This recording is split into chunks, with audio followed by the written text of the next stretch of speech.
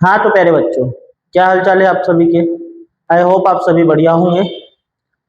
तो हमने अभी तक के जितने भी लेक्चर पढ़े हैं उसमें हमने चर्चा कर ली थी। सबसे पहले पुष्प की संरचना के बारे में, सेकेंड हमने बात करी थी लघु बीजाणु जनन के बारे में, साथ में हमने परागकोश के भागों को भी समझा था।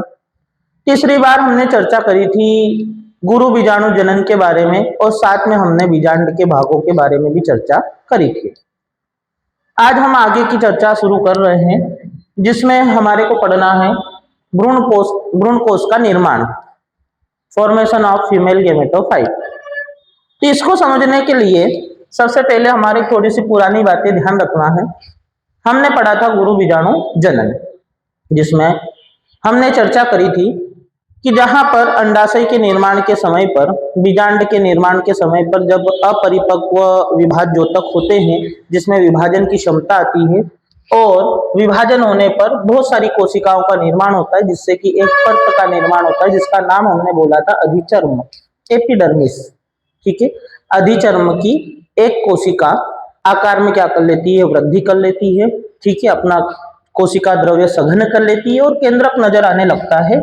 ऐसी कोशिका को हमने कहा था आर्किस्पोरेल कोशिका। क्या कहा गया था? आर्किस्पोरेल कोशिका। ये आर्किस्पोरेल कोशिका द्विगुणित होती है और इसमें अर्ध समसूत्री विभाजन होता है। समसूत्री विभाजन होने से दो कोशिका का निर्माण होता है, एक बनती है प्राथमिक वित्तीय कोशिका और एक बनती है प्राथमिक गुरु बीजाणु जनन कोशिका। दोनों को हमने समझा था। प्राथमिक वित्तीय कोशिकाओं में लगातार समसूत्री विभाजन होने के कारण परतों का निर्माण होता है और यहाँ पर परतें बनती है अध्यावरण, इंटेग्यूमेंट्स का निर्माण होता है। ठीक है, उधर हमने बात करी थी प्राथमिक गुरु बीजाणु जनन कोशिका के अंतर्गत। तो वहां पर पहले इसमें वृद्धि होती है, वृद्धि होने से बनती है गुरु बीजाणु मात्र कोशिका, मेगा स्पोर मदर सेल्स का फॉर्मेशन होता है और ये भी होती है डिप्लॉइड या द्विगुणित।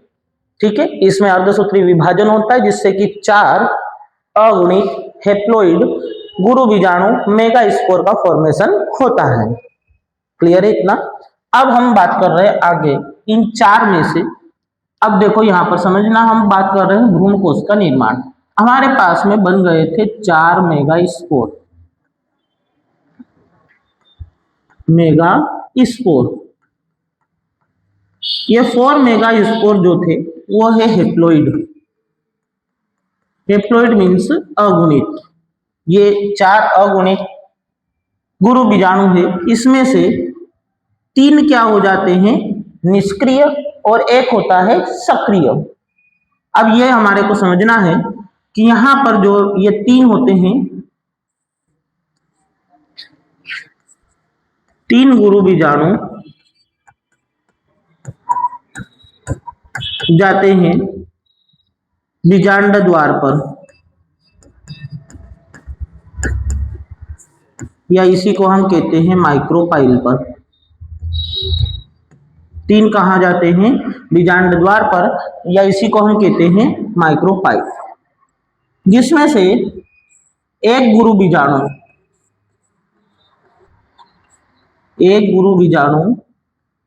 कहाँ जाता है? निभाग, जिसे हम कहते हैं चेलेजा। जो 4 बने थे, 4 में से 3 सक्रिय होते हैं, 3 निष्क्रिय होते हैं और एक ही क्या होता है? सक्रिय। वो कैसे? तो 3 जो चले जाते हैं बीजांड द्वार पर, एक जाता है निभाग पर। जो बीजांड द्वार पर चले गए हैं वो नष्ट हो जाते हैं। क्या हो जाते हैं? नष्ट, या फिर हम कह सकते हैं कि निष्क्रिय हो जाते हैं। ठीक है, 3 क्या हो जाते हैं? निष्क्रिय। बचा एक जो निभाग पर है अभी, ये क्या रहता है? सक्रिय।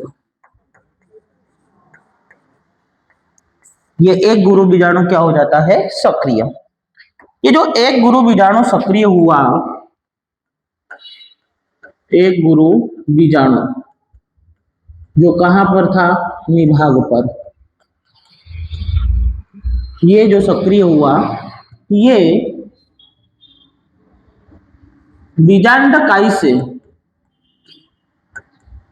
बीजांडकाई या जिसे हम कहते हैं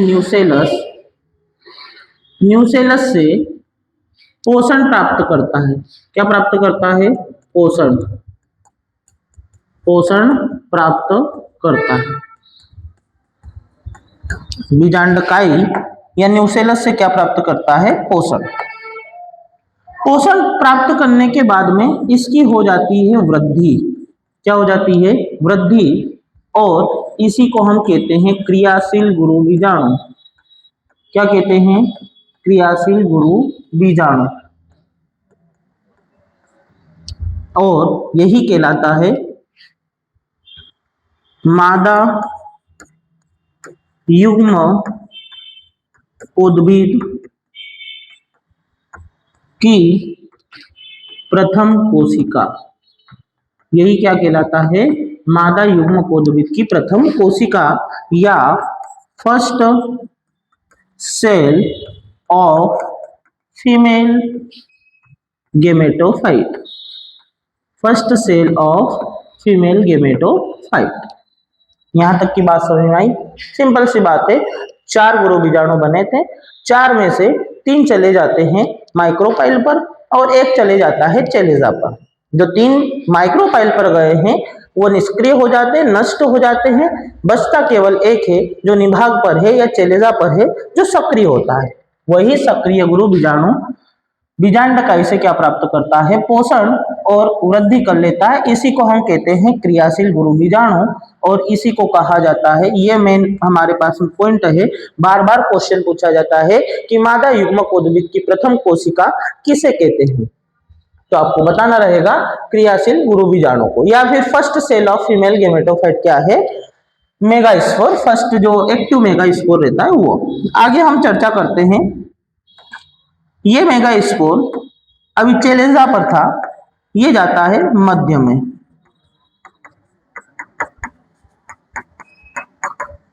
कहा जाएगा?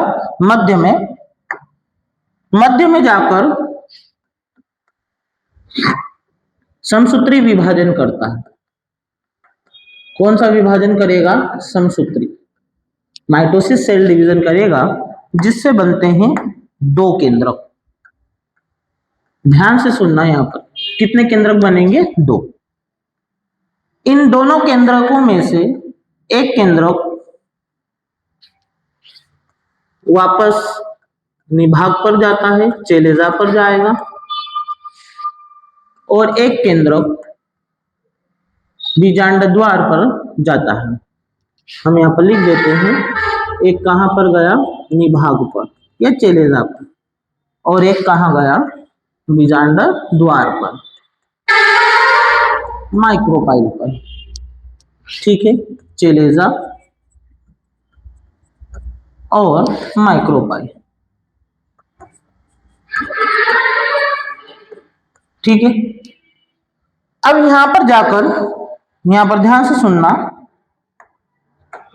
जो निभाग पर गया हुआ है ये एक केंद्रक एक बार समसूत्री विभाजन करता है, तो कितने केंद्रक हो जाएंगे? 2।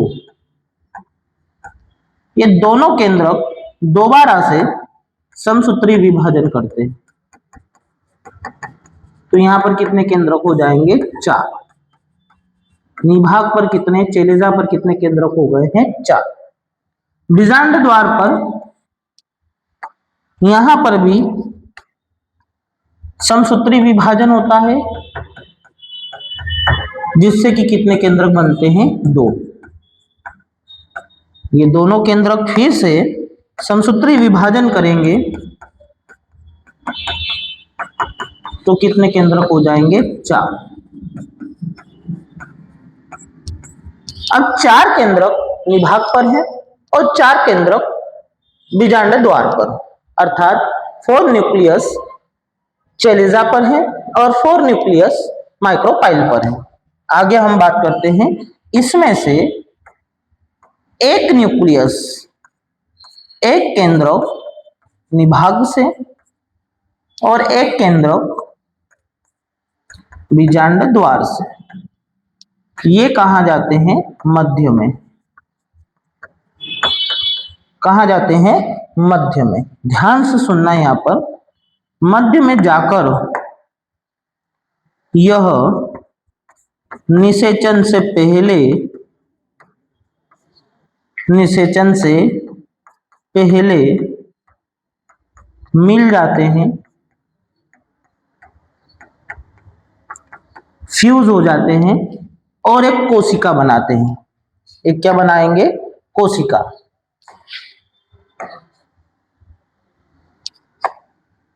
एक कोशिका का निर्माण होता है।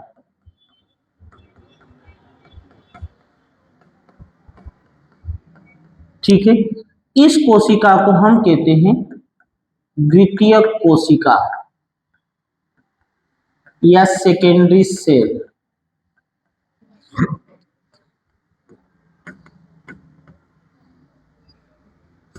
द्वितीयक कोशिका या सेकेंडरी सेल, या इसी को कहा जाता है केंद्रीय कोशिका। केंद्रीय कोशिका, सेंट्रल जेल, सेंट्रल सेल। ठीक है, इस द्वितीय कोशिका के अंदर दो केंद्रक है। कितने केंद्रक है? दो, क्योंकि एक चेलेजा से आया था और एक कहां से आया था? माइक्रोपाइल्स। तो इन दोनों केंद्रकों को कहा जाता है ध्रुवीय केंद्रक। क्या कहा जाता है? ध्रुवीय केंद्रक, या इसी को कहा जाता है पोलर न्यूक्ली। क्या कहा जाएगा? Polar nuclei. ठीक है, यहां तक ध्यान में हमारे समझ में आ रहा है? ठीक, हम आगे चर्चा कर रहे हैं। अब जब एक एक केंद्रक आ गए तो चेलेजा पर या निभाग पर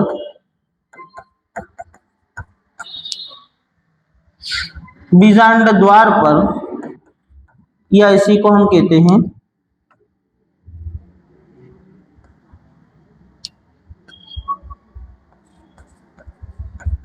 माइक्रोपाइल।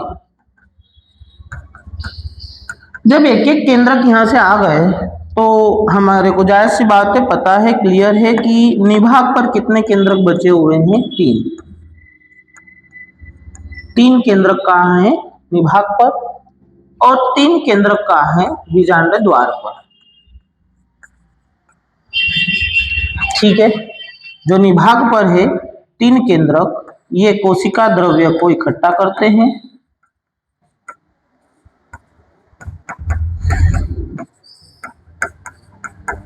और तीन कोशिका बनाते हैं।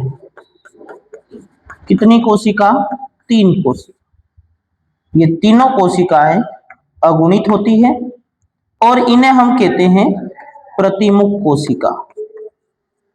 प्रतिमुख कोशिका।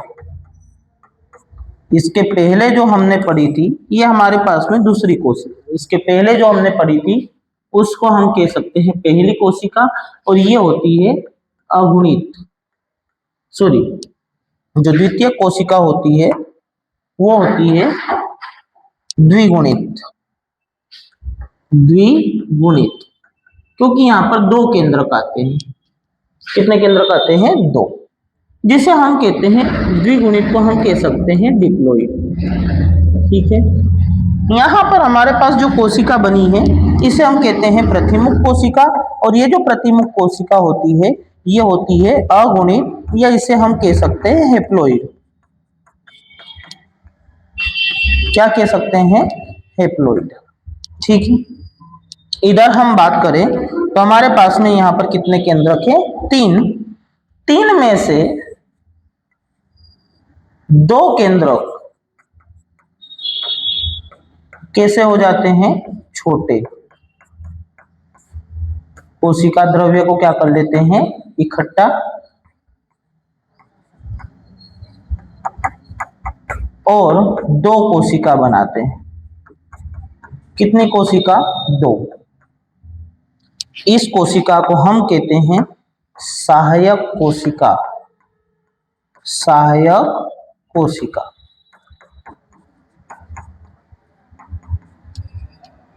ये हमारी तीसरे नंबर की कोशिका हो गई है। ये सहायक कोशिका भी कैसी होती है? अगुणित होती है, या इसे भी हम कह देते हैं हेप्लॉइड। प्रतिमुख कोशिका को एंटीपोडल सेल कहते हैं। एंटीपोडल सेल जो कितनी होती है 3। सहायक कोशिका को कह देते हैं सिनर्जिड सेल।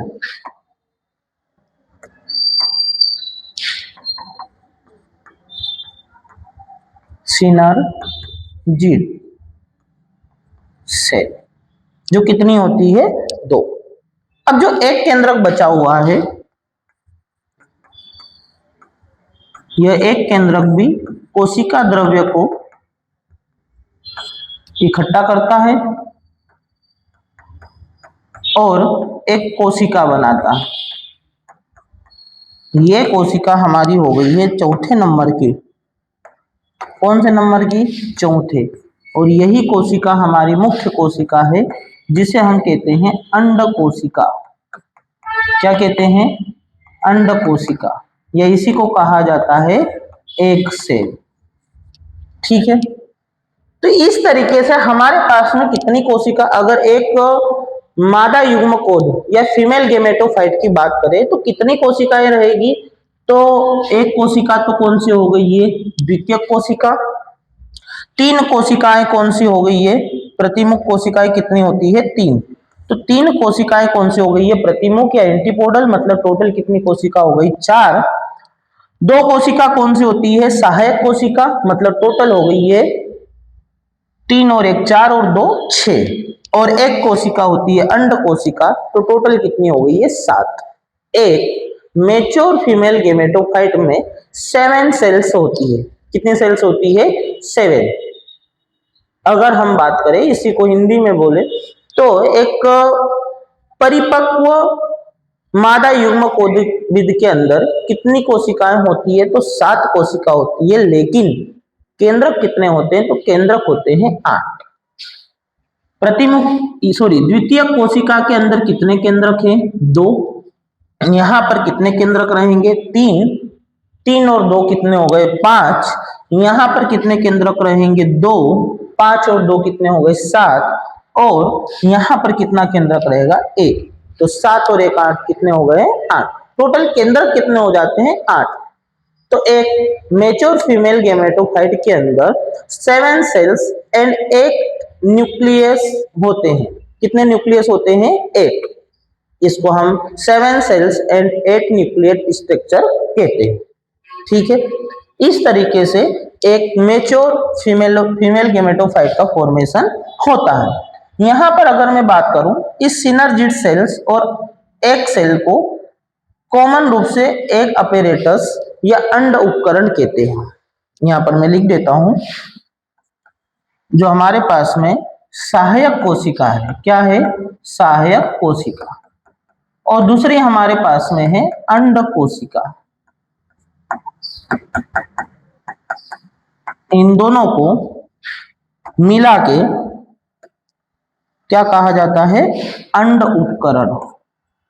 अंड उपकरण, या इसी को कहते हैं एग अपैरेटस।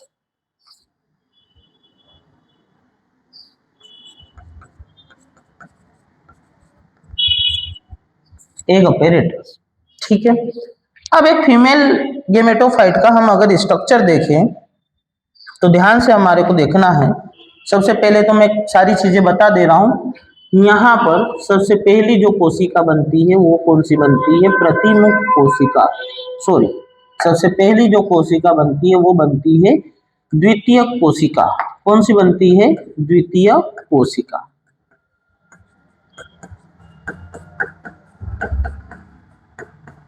जिसे हम कहते हैं सेकेंडरी सेल। सबसे पहले ये चीज बनी, जो कैसी होती है? तो द्विगुणित होती है। कैसी होती है? द्विगुणित, या इसी को हम कहते हैं डिप्लॉइड। क्योंकि यहाँ पर कितने केंद्रक होते हैं? तो यहाँ पर होते हैं 2 केंद्रक। कितने केंद्रक? 2। और कोशिका कितनी हो जाती है? 1। कोशिका कितनी है? 1। ठीक है, सेकंड बात हम कर रहे हैं। दूसरी हमारे पास में बनती है प्रतिमुख कोशिका, जो चेलेजा पर होती है। कहाँ होती है? प्रतिमुख कोशिका। जिसे हम कहते हैं एंटीपोडल सेल। एंटीपोडल सेल जो कैसी होती है, अगुणित होती है, या इसी को हम कहते हैं हेप्लोइड। क्या कहते हैं? हेप्लोइड। जिसके अंदर केंद्रक तो कितना होता है? एक एक केंद्रक होते हैं। कितने कितने? एक एक। मतलब यहाँ पर जो सेल है और सेल कितनी रहेगी? 3। कोशिका कितनी रहेगी? 3। द्वितीय कोशिका कहाँ होती है? तो मध्य में। प्रतिमुख कोशिका कहाँ रहती है? तो निभाग पर, या इसी को हम कहते हैं चेलेजा। निभाग या चेलेजा पर। तीसरे नंबर की अगर हम बात करें तो तीसरे नंबर पर बनती है यहाँ पर सहायक कोशिका। सहायक कोशिका जिसे हम कहते हैं सिनर्जिड सेल। ये भी कैसी होती है? अगुणित होती है, या हेप्लोइड कह सकते हैं। और इसमें कितना केंद्रक होता है? 1। ये संख्या में कितनी होती है? तो ये होती है 2। संख्या में कितनी होती है बेटा? 2। केंद्रक भी कितने होंगे? एक एक। तो यहाँ पर कितने केंद्रक? 3, यहाँ पर 2, और यहाँ पर कितना केंद्रक? 2 होंगे। ठीक है। ये कहाँ रहती है? तो ये रहती है माइक्रोपाइल पर या बीजांड द्वार पर। बीजांड द्वार पर, जिसे हम कहते हैं माइक्रोपाइल। ठीक है। एक चौथे नंबर की जो मोस्ट इंपोर्टेंट कोशिका है वो होती है नंबर 4, जिसे हम कहते हैं अंड कोशिका। क्या कहते हैं? अंड कोशिका, जिसे एक सेल कहते हैं। ठीक है। यह भी कैसी होती है? तो यह होती है अगुणित, या इसे हम हेप्लोइड कहते हैं। इसमें कितना केंद्रक? एक केंद्रक। और ये कोशिकाएं कितनी रहेगी? तो ये कोशिका होती है 1। ठीक है। तो कुल मिलाकर, और ये कहाँ प्रेजेंट होती है? तो सेम बीजांड द्वार या माइक्रोपाइल। तो कुल मिलाकर हम यहाँ पर देखें तो एक मेच्योर फीमेल गेमेटोफाइट के अंदर कितनी सेल्स होती है और कितने न्यूक्लियस होते हैं, या एक परिपक्व मादा युग्मक उद्भिद के अंदर कितनी कोशिकाएं और कितने केंद्रक होते हैं। तो कोशिका की बात कर लेते हैं। 1 3 4, 4 और 2 6, और 1 7, 7 सेल्स होती है। एंड न्यूक्लियस की बात करें तो यहाँ पर कितने न्यूक्लियस? 2, यहाँ पर 3, 3 और 2 5, 5 और 2 7, और 1 8, 7 सेल्स एंड 8 न्यूक्लिएट। मतलब 7 कोशिका एवं 8 केंद्र। ठीक है बच्चा, समझ में आया? अब हम स्ट्रक्चर की बात कर रहे हैं। स्ट्रक्चर की बात करें तो हमारे पास में सबसे बाहर अध्यावरण होता है। क्या होता है बेटा? अध्यावरण। अध्यावरण में कितनी परतें होती है? 2। ठीक है। ये सबसे बाहर हमारे पास में अध्यावरण हो गया, जिसे हम कहते हैं इंटेग्यूमेन। ठीक। इसके अंदर कुछ कोशिकाएं पाई जाती है।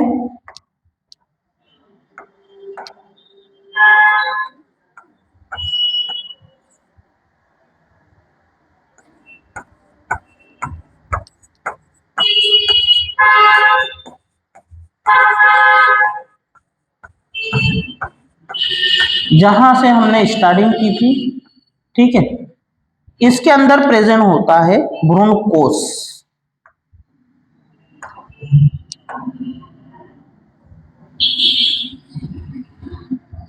यह है भ्रूण कोश, या इसी को हम कहते हैं एम्ब्रियो सेल। भ्रूणकोश या एम्ब्रियो सेक। ठीक है, भागों के नाम में बता दे रहा हूं। ये वाला जो भाग है इसे हम कहते हैं निभाग या चेलेगा, और ये वाला जो भाग है ये है बीजांड द्वार।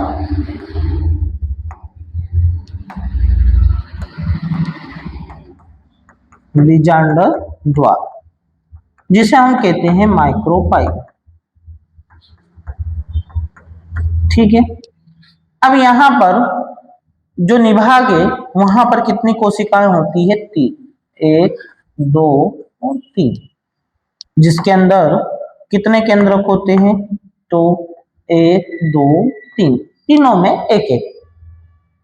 सेंटर में बात करें तो सेंटर में एक कोशिका होती है जिसे हम कहते हैं सेकेंडरी सेल, जिसके अंदर कितने केंद्रक होते हैं?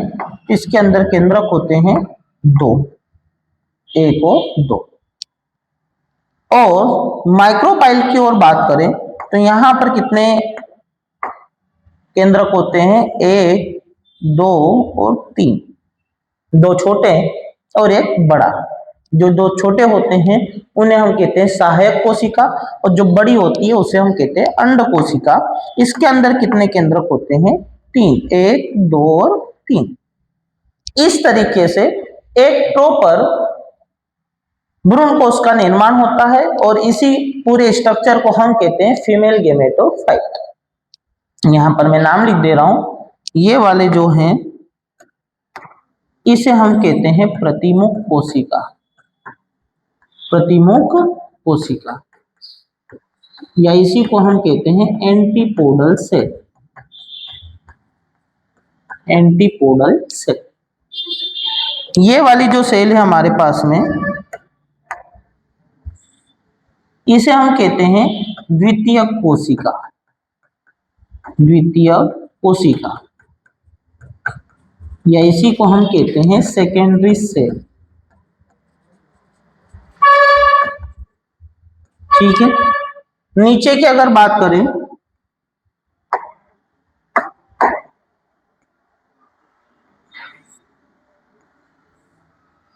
तो ये 2 जो कोशिका हैं इन्हें हम कहते हैं सहायक कोशिका। क्या कहते हैं? सहायक कोशिका या सिनर्जिड सेल। और एक जो बड़ी है इसे हम कहते हैं अंड कोशिका या एग सेल। ठीक है बेटा, इस तरीके से हमारे पास में एक प्रॉपर फीमेल गेमेटोफाइट का फॉर्मेशन होता है। इसमें कुछ बातें, जैसे यहाँ पर ये वाली जो चीज है इसे हम कहते हैं नाभिका या फाइलम, जिसे मैंने पहले आपको समझा दिया था, लेकिन अभी केवल नाम देख रहे हैं। और यहां पर से एक निकलती है बीजांड ग्रंथ, ये है बीजांड ग्रंथ, या इसी को हम कहते हैं ट्यूनिकल। ठीक है, तो ये एक कंप्लीट फीमेल गेमेटोफाइट है। इसका निर्माण हमने देख लिया, स्ट्रक्चर देख लिया, सारी जानकारी देख ली। इत्मीनान से वीडियो को देखें, ध्यानपूर्वक सुने सारी बातें, आपको प्रॉपर सारी चीजें समझ में आएगी। और हाँ, वीडियो अगर अच्छा लगा तो इसे लाइक करें, शेयर करें और सब्सक्राइब करें। ठीक है, धन्यवाद।